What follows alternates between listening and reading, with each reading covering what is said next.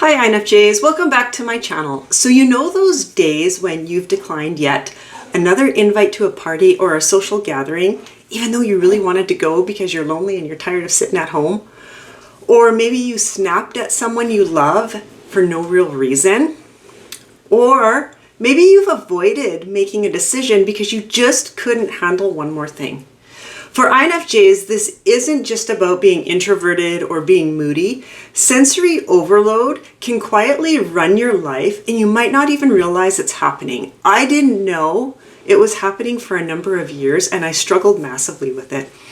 In this video, I'm going to help you spot the hidden ways sensory overload might be shaping your life, how it's tied to overthinking, and give you one simple tool that I use every day and you can start using today too to help break the cycle. So if you're new to my channel, welcome. My name's Trina. I'm an INFJ and I'm also autistic. I help INFJs and neurodivergent INFJs unmask and remember who they were before the world told them who they weren't. I do this through coaching, classes, and community. We unlearn the noise and come back home to our soul. So I hope you find my channel helpful. I'm really glad that you found it. If you're returning, welcome back. I'm glad you guys came back. If you haven't yet, I invite you to like this video and subscribe to my channel. I'd appreciate the support. Again, your support helps me come back and do these videos for you again and again. And it's one of my most favorite things to do. I love doing videos. It is so much fun and I love sharing things I've learned along the way and talking about my life stories so that other people can relate to them even when they're hard to talk about. All right, let's get into this. Here's the thing. When most people think of sensory overload, they picture like bright lights, loud noises, like crowds of people. And sure, that is definitely part of it, but for INFJs, especially neurodivergent ones, it's sneakier than that. It can look like saying no to social gatherings that you actually really want to go to because you just can't handle the thought of all the stimulation. I used to come down on myself for this. I would be lonely and cranky and bitter and being very pessimistic. And a friend, he would ask me, like, let's go out. Come on, let's go out. And I'm like, no, I'm not going out. I got to stay home. The thought of just going out made everything bubble over. It was horrible. So it can also look like feeling snappy or emotionally raw with people you care about. So those two things went together in my instance, right? I snapped at my friend. No way, I'm not going out with you. Avoiding decisions, big or small, because your brain is already too full. That was a huge one for me. Huge. And I'm going to tell a story about this, about decisions in a little bit. Watching other people grocery shop like it's nothing. Well, for you, it feels like climbing Mount Everest. Have you been there? I have many times. I hate grocery shopping so bad. I don't like shopping actually. Needing days or even weeks to recover after something other people bounce back from like within hours. And some people don't even need to bounce back. They're just good. And maybe worst of all, blaming yourself for it all. Thinking that you're stupid, you're damaged, or just bad at life compared to everybody else because they're not struggling with these simple things that I'm struggling with. That's what I used to think, right? They're not struggling with what I'm struggling with. What's going on? So here's my story I was going to tell you. Before I understood what sensory overload was, I honestly thought there was something seriously wrong with me. Like to the point of I really thought my family was embarrassed to be related to me because I was so damaged. I was just damaged goods and I felt bad for my family because they had to be related to me and I thought for sure they were embarrassed of me. One of my biggest struggles came when I had to make decisions. I hated decisions and I'm going to apologize. My dog, my big giant schnauzer, is laying on the floor being loud and making all sorts of weird noises here because it's thundering outside and he gets anxiety when it thunders. I feel his pain. I struggle with anxiety, especially lately. So we're sitting here being anxious together, but I'm going to try not to make the weird noises that he's making. So if you hear weird noises, it's definitely him coming from the floor. Anyway, back to my story.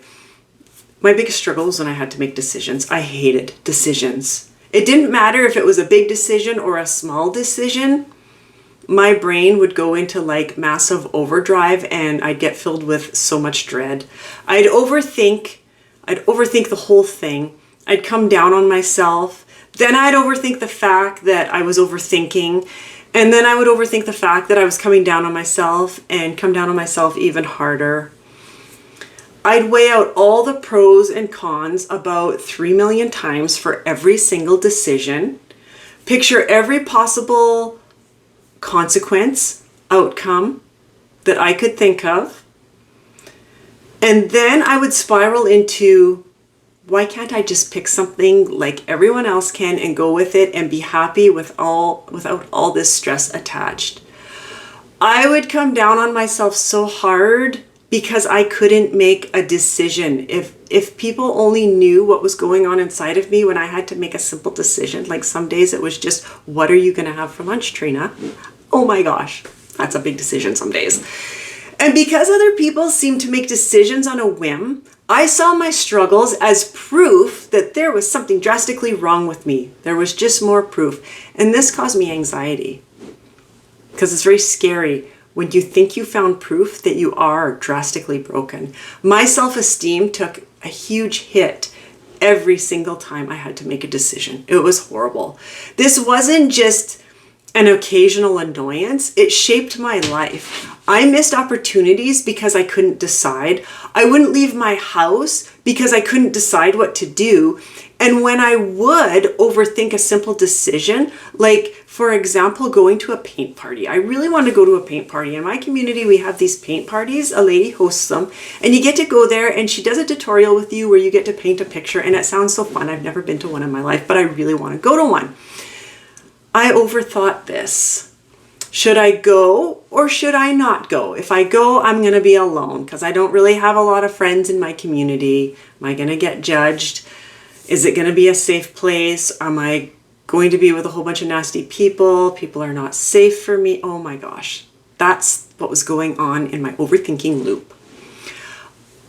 I overthought this simple decision to the point that it triggered my anxiety so bad that in the end, I isolated myself deeply because when my anxiety gets triggered like this, a deep-seated fear that I can't even name gets triggered. And I mean, this fear is very deep and it's very powerful, but it gets triggered. So I isolate in my house, on my land, because that is where I'm safe. I'm safe out in the forest, even though there's bears and cougars and wolves out there. I'm still safer than going to a paint party where I'm going to just, have a tutorial with a paint lady. Anyway, you get the idea. Eventually, people stopped inviting me out to do things because to them, I seemed like I had no interest, right? People will only ask so many times and get turned down before they stop asking. I understand that. I don't blame them. I would too. But to them, it seemed like I had no interest because they couldn't see what was going on the inside. From the outside, I looked like I had it all together. I put on a good mask, a good show for everybody. I had it all together. I'm doing this. This was back when I was a single mom the first time. And I'm doing this and I'm conquering life. And that was the mask that I wore that looked like I was powerful in doing it. But on the inside, it was just crazy. What I didn't know back then was that my nervous system was already in overload most of the time. I didn't know sensory overload pertained to me, to be honest with you. My mind wasn't indecisive because I was stupid or no good at life or any of the other things I told myself. It was because there was no more mental bandwidth left. It just wasn't there. Here's why INFJs are especially prone to sensory overload. We process information deeply, right? We know that. I've said that a million times, plus you can read it everywhere. But here's the thing. We're not just seeing what's in front of us. We're picking up on tone of voice, micro expressions, body language, the unspoken emotion of the room. Unspoken emotion of the room, yeah, that's what I want to say. Our brains don't filter this out. It all comes in and we try to make sense of it. Then we also tend to take on emotional weight. If someone's upset, tense, or uncomfortable, we feel it very deeply right away. And we often feel responsible for fixing it. Have you been there? I have. When I felt that somebody's off, automatically I'm like, I need to fix this. I may not know them, but I need to fix this. Why is this my responsibility? I don't know, because I'm an INFJ. That's all I can figure, right? So we think we need to fix it. Then we add in our tendency to want to get it right, and our mental bandwidth is already stretched thin before the day even begins. Then, I'm not done yet. Then there's the emotional side people don't talk about as much. Feeling misunderstood, not ever being taken seriously, being brushed off yet again when you're trying to share something. It's my pet peeve. I hate that. It happens lots. Especially when you're trying to share something important and they don't even listen to you, they just brush you off and cut you off, whatever it may be. Anyway, that's a rant for another time. Those moments, they hit us hard. And for INFJs, they just don't slide off our back like water droplets, like a dolphin in water. We take them in, we turn them over and over inside of us, and they stay with us for a very long time.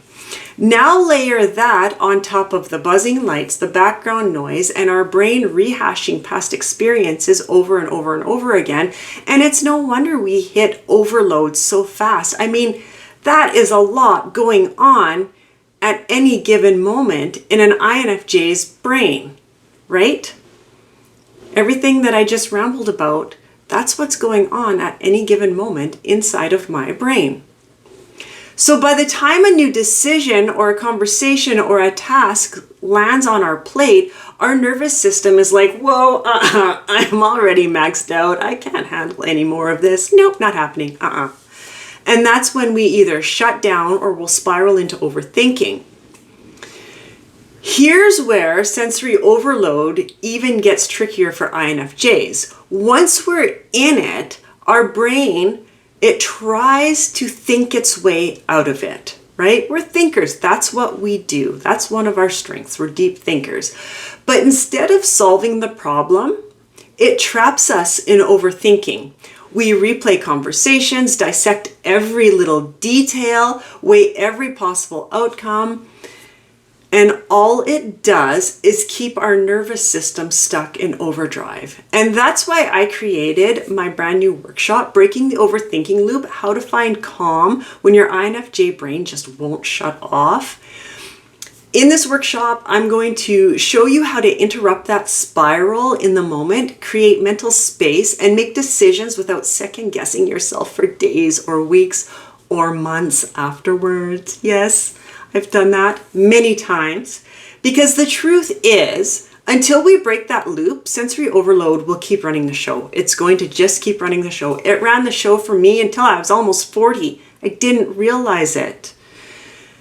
And I want to help you take back the driver's seat because it feels so good when you take back the driver's seat. Maybe you've never actually had the driver's seat.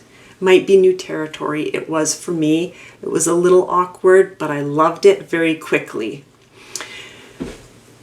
So if you want more information on that, and yes, I lost where I was going with that, but this is where I'm going with it now. If you want more information on my new workshop, I'm going to leave the link in the description of this video. So go ahead and click on it and you can learn more.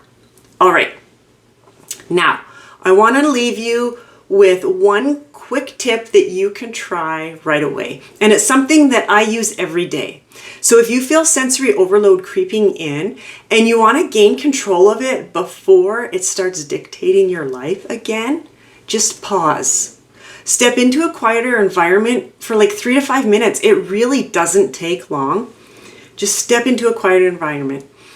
No phone, no extra input. Phones are horrible for sensory overload. If you're feeling sensory overload, the first thing a lot of us will do, grab that phone and start scrolling social media. Don't do that. You're feeding the overload. So we don't want a phone. We don't want any extra input, just stillness.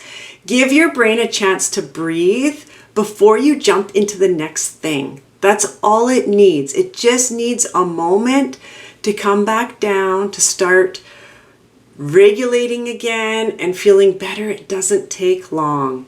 It won't fix everything overnight, but those small resets give our nervous system the space that it needs to begin recovery.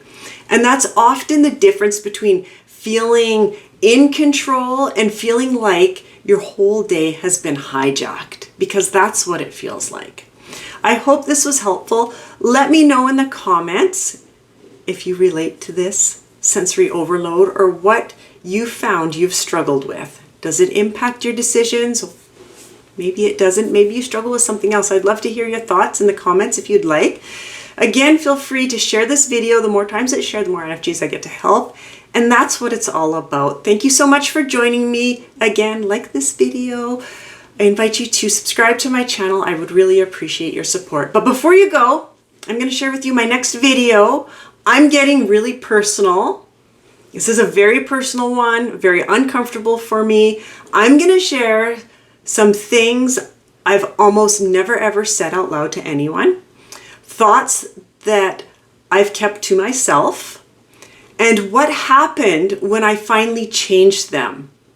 All from my own life experiences as an autistic INFJ. I think a lot of you might relate to some of this. So if you've ever felt like life keeps knocking you down, you're not going to want to miss this one. Thanks for joining me, and I'll see you soon. Bye for now.